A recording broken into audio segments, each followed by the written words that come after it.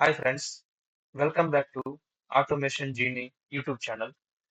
ఈరోజు మనం automation framework లో ఊప్స్ కు ఉండే సిగ్నిఫికెన్స్ ఏంటో చూద్దాం. అదేనండి, ఇంటర్వ్యూకి వెళ్ళినప్పుడు ప్రతి ఒక్కరు అడుగుతారు కదా, where do you use oops in your framework అని. అప్పుడు మనం ఏం చేస్తాం? అది inheritance, parent class, child class అని ఏదో ఒక రావు రమేష్ వాయిస్ వర్కర్స్ పెట్టేసి అదే పాతకాలపు డెఫినేషన్ చెప్పి ఇంటర్వ్యూయర్ ని నిద్రపుచ్చేస్తాం కదా. కానీ రియల్ టైంలో మీరు వాడే సెలీనియం ఫ్రేమ్వర్క్ లో ఏ ఊప్స్ కాన్సెప్ట్ ఎంత important? Okay, I mean framework లో ఏది ఉంటే హీరోలో ఉంటుంది, ఏది లేకపోతే జీరో అయిపోతుంది. ఈ రోజు ఈ వీడియోలో మనం కేవలం కోడింగ్ మాత్రమే కాకుండా ఒక ఆటోమేషన్ ఫ్రేమ్వర్క్ వెయిటేజ్ పర్సంటేజ్ తో సహా తేల్చేద్దాం. ఓకే, ఒక పిజ్జాలో బేస్ ఎంత ముఖ్యమో మన ఫ్రేమ్వర్క్ లో ఇన్హెరిటెన్స్ అంత ముఖ్యం. పిజ్జా పైన ట్యాపింగ్స్ ఎంత బ్యూటీని ఇస్తాయో ఎన్కాప్సులేషన్ మన కోడింగ్ కి అంత సెక్యూరిటీ ఇస్తుంది. సో అంటే ఈ విధంగా ఫ్రేమ్వర్క్ లో మన ఇన్హెరిటెన్స్ కాన్సెప్ట్ ఎక్కడెక్కడ వాడతాము, ఎంత వెయిటేజ్ లో వాడతాము అనేది. Okay, let's dive into framework concept. Okay, so present ఈ వీడియోలో మీకు రెండు ఫ్రేమ్వర్క్లు చూపిస్తున్నాను.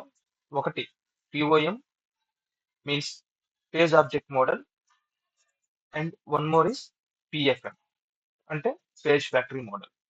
ఈ రెండు ఎందుకు చూపిస్తున్నాను అంటే, ఇప్పుడు సెలీనియం వాడేవాళ్ళు 60% పేజ్ ఆబ్జెక్ట్ మోడల్ ని వాడుతున్నారు, 40% పేజ్ ఫ్యాక్టరీ మోడల్ ని వాడుతున్నారు.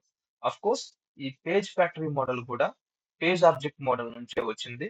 బట్ ఏది కావాలో దాన్ని చూస్ చేసుకోవడానికి దెర్ ఆర్ సమ్ సిగ్నిఫికెన్సెస్.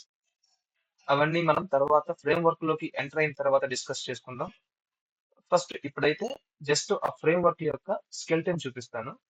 దాన్ని బట్టి ఊప్స్ కాన్సెప్ట్ ఎక్కడ ఎంత వెయిటేజ్ వాడామో చూసుకోవచ్చు. Okay, so first page object model చూద్దాం.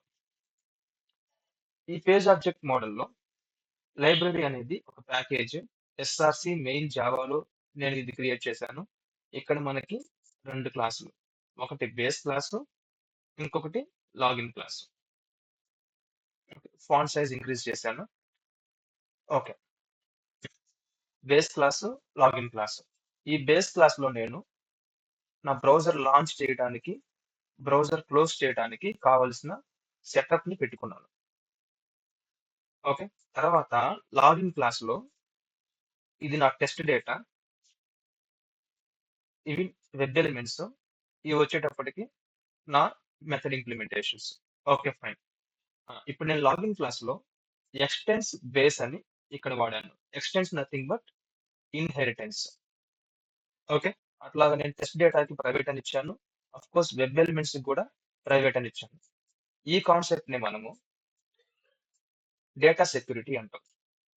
ఇది పిఓఎం యొక్క మెయిన్ ఆబ్జెక్ట్. ఏంటంటే వేరే క్లాసెస్ ఈ క్లాస్ డేటాని హ్యాండిల్ చేయకుండా ఉండడానికి మనం ఇచ్చే సెక్యూరిటీ ఇది.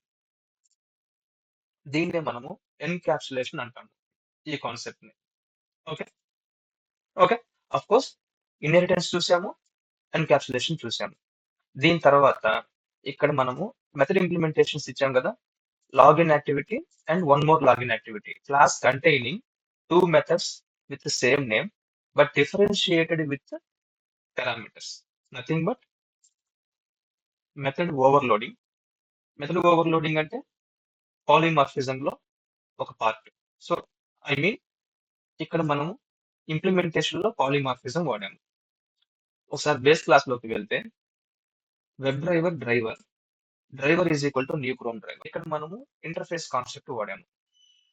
ఓకే, దాని తర్వాత డ్రైవర్ డాట్ ఫైండ్ ఎలిమెంట్ లేదా system dot out dot println. ఇక్కడ మనకి system dot out dot println అంటే సమ్ టెక్స్ట్ ని ప్రింట్ చేయడానికి వాడతాం. బట్ ఈ ప్రింట్ఎల్ఎన్ బ్యాక్ ఎండ్ లో సమ్ కోడ్ ఉంటది కదా, ఆ కోడ్ ని మనం ఇక్కడ హైడ్ చేస్తున్నాం. దీన్నే మనము అబ్స్ట్రాక్షన్ అంటాము. లేదా డ్రైవర్ డాట్ ఫైండ్ ఎలిమెంట్ ఉంది కదా! ఈ ఫైండ్ ఎలిమెంట్ బ్యాక్ ఎండ్‌లో సమ్ యాక్టివిటీ ఉంటుంది. బట్ మనము ఆ యాక్టివిటీని ఇక్కడ చూపించడానికి there is no use. So, ఇక్కడేంటి మనకి అవసరమైనదే చూపించాలి. అనవసరమైనది దాచిపెట్టేయాలి. Nothing but abstraction. సో, అంటే ఇక్కడ మీకు login extends base, inheritance. Okay. Data security, encapsulation. తర్వాత ఈ పార్ట్‌లో పాలిమార్ఫిజం అండ్ ఈ పార్ట్‌లో అబ్స్ట్రాక్షన్. ఓకే. ఇదేంటంటే జస్ట్ నా ఇంప్లిమెంటేషన్. టెస్ట్ కేస్ రైటింగ్ చూస్తే ఇదొచ్చేటప్పటికి నా టెస్ట్ కేస్ రైటింగ్. ఇక్కడ కూడా లాగిన్ టెస్ట్, ఎక్స్‌టెన్స్, లాగిన్. ఓకే. ఇది మళ్ళీ ఇన్‌హెరిటెన్స్ కాన్సెప్ట్. ఈ ఫ్రేమ్‌వర్క్‌కి బ్యాక్ బోన్ ఏంటంటే ఇన్‌హెరిటెన్స్ అంటాం. ఓకే. సో, దీన్ని ఎంత పర్సెంటేజ్ వాడతాం? ఎన్‌క్యాప్సులేషన్‌ని ఎంత పర్సెంటేజ్ వాడతాం? పాలిమార్ఫిజం, అబ్స్ట్రాక్షన్ ఎంత పర్సెంటేజ్ వాడతాము? అది నేను మీకు నెక్స్ట్ చూపిస్తాను. ఇదొచ్చేటప్పటికి మనకి పేజ్ ఆబ్జెక్ట్ మోడల్‌లో ఉండే డిజైనింగ్ ప్యాటర్న్. ఒకసారి మనము పేజ్ ఫ్యాక్టరీ మోడల్‌లో కూడా చూద్దాం.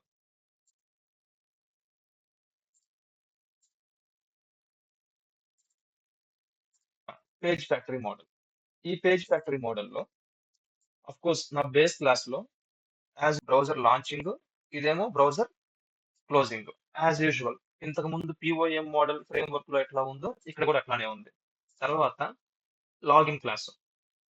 ఇదొచ్చేటప్పుడు login extends base, inheritance concept. తర్వాత test data. Okay. This is nothing but data security. ఇక్కడొచ్చేటప్పటికి ఇది పేజ్ ఫ్యాక్టరీ మోడల్ కాబట్టి ఫైండ్ బై యానోటేషన్ తోటి మనము వెబ్ ఎలిమెంట్‌ని డిఫైన్ చేస్తాం.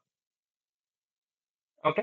ఇదొక్కటే యాక్చువల్‌గా డిఫరెన్స్. పీఓఎంకి, పీఎఫ్ఎంకి ఉన్న డిఫరెన్స్ ఏంటంటే అక్కడేమో మనము డ్రైవర్ డాట్ ఫైండ్ ఎలిమెంట్ అంటాము. ఇక్కడేమో మనము ఫైండ్ బై అంటాము. ఓకే. అదొక్కటే డిఫరెన్స్. అది ఇక్కడ మేజర్ డిఫరెన్స్. దీని కాన్సిక్వెన్సెస్ చిన్న చిన్న చేంజెస్‌కి రిజల్ట్ అవుతాయి. అవి మనం తర్వాత చూద్దాం. హ్మ్. So, find by user name, find by password. Okay. Of course ఈ పార్ట్ అంతా మళ్ళీ మనము ఎన్‌క్యాప్సులేషన్ అన్నాం. ఇక్కడ మనము పేజ్ ఫ్యాక్టరీ మోడల్‌లో ఇంకొంచెం ఏం చేస్తామంటే, ఇక్కడ మనము సెట్టర్స్, గెట్టర్స్ వాడతాం. సో, కరెంట్‌లీ ఇక్కడ నేను సెట్టర్స్ వరకే వాడాను. గెట్టర్స్ వాడలేదు. ఓకే. Set user name. ఆ యూజర్ నేమ్‌ని ఇక్కడ నేను లాగిన్ యాక్టివిటీలో సెట్ చేశాను. Okay. Set password and then click login button. Okay. మీరు గమనిస్తే నేను డిఫరెన్స్ తర్వాత చూపిస్తానులెండి. సో, ప్రస్తుతానికి login activity. Okay. Login activity but differentiated with parameters. Nothing but polymorphism. And then ఇక్కడ ఉంది కదా మనకి web driver is equal to new chrome driver. Okay. Interface concept. ఇట్లా. సో, ఫైనల్‌గా test case ah, test case implementation వచ్చేటప్పటికి login test, extends base. So, ఇది కూడా inheritance కాన్సెప్టే. So, okay. ఈ 2. ఇప్పుడు నేను పీఎఫ్ఎంలో ఉన్న లాగిన్ ఫంక్షనాలిటీకి ఐ మీన్ వేరియబుల్స్ అసైన్ చేయటం, వెబ్ ఎలిమెంట్స్ అసైన్ చేయటం, వాటిని కాల్ చేయటం గురించి జస్ట్ చూపిస్తాను. పేజ్ ఫ్యాక్టరీ మోడల్ నా లెఫ్ట్ సైడ్‌లో ఉంది. పేజ్ ఆబ్జెక్ట్ మోడల్ రైట్ సైడ్‌లో ఉంది. ఓకే. సో, ఈ పేజ్ ఫ్యాక్టరీ మోడల్‌లో గమనించినట్లయితే ఫైండ్ బై ద్వారా మనము ఆ లొకేటర్‌ని డిఫైన్ చేస్తాం. ఇక్కడొచ్చేటప్పటికి ఇనిట్ ఎలిమెంట్స్ అనేది డ్రైవర్ పైన ఆ లొకేటర్‌ని ఐడెంటిఫై చేయటానికి ఈ ఇనిట్ అనేది ప్రయారిటీ. కానీ ఇక్కడొచ్చేటప్పటికి బై క్లాస్ ద్వారా మనము ఆ లొకేటర్‌ని ఐడెంటిఫై చేస్తాము. తర్వాత డ్రైవర్ పైన ఆ లొకేటర్‌ని లొకేట్ చేయడానికి ఫైండ్ ఎలిమెంట్ అని వాడతాము. ఇదొక్కటే డిఫరెన్స్. ఓకే. మిగతాదంతా యాస్ ఇట్ ఈస్ ఉంటది. కాకపోతే లెజీ లోడింగ్ అని, ఓకే. స్టేల్ ఎలిమెంట్ రిఫరెన్స్‌ని అది రెక్టిఫై చేయడం కోసమని. Of course there are some advantages and disadvantages అవి మనం తర్వాత చూద్దాం. సో, ఇవి 2 మనకి page object model and page factory model. So, ఇప్పుడు మనకి పేజ్ ఆబ్జెక్ట్ మోడల్‌ని ఇండస్ట్రీలో 60% వాడతారు. ఇంతకుముందు మనం డిస్కస్ చేసుకున్నాం గదా! ఏమని ఇన్హెరిటెన్స్ వాడుతున్నాము, ఎన్‌క్యాప్సులేషన్ వాడుతున్నామని, పాలిమార్ఫిజం వాడుతున్నామని, వాటిని ఇక్కడ ఒకసారి మనము పర్సెంటేజ్ వైస్‌గా చూసే ప్రయత్నం చేద్దాం. ఓకే. హ్మ్. సో, ఏ ప్రాజెక్ట్ అయినా సరే, అంటే ఏ ఫ్రేమ్‌వర్క్ అయినా సరే, మనకి యూజువల్‌గా ఇది పర్సెంటేజ్. అంటే ఊప్స్ కాన్సెప్ట్‌ని వాడే వెయిటేజ్ ఇది. ఇన్హెరిటెన్స్ ఫ్రేమ్‌వర్క్‌లో 40%, ఎన్‌క్యాప్సులేషన్ 30%, అబ్స్ట్రాక్షన్ 20%, పాలిమార్ఫిజం 10%. యాక్చువల్‌గా అబ్స్ట్రాక్షన్ కూడా చాలా ఇంపార్టెన్స్ ఉండేది ఇంతకుముందు. కానీ జావా 8లో ఇంటర్ఫేస్ అనే కాన్సెప్ట్‌లో వచ్చిన అప్‌డేట్స్ వల్ల అబ్స్ట్రాక్షన్‌కి రీసెంట్‌గా కొంచెం ఇంపార్టెన్స్ తగ్గింది. ఈ పీపీటీని వీడియో కింద డిస్క్రిప్షన్‌లో అటాచ్ చేస్తాను. ఓకే. మీరు కావాలనుకుంటే దీన్ని మీరు డౌన్‌లోడ్ చేసుకొని ఒకసారి వెరిఫై చేసుకోవచ్చు. ఓకే. Thank you.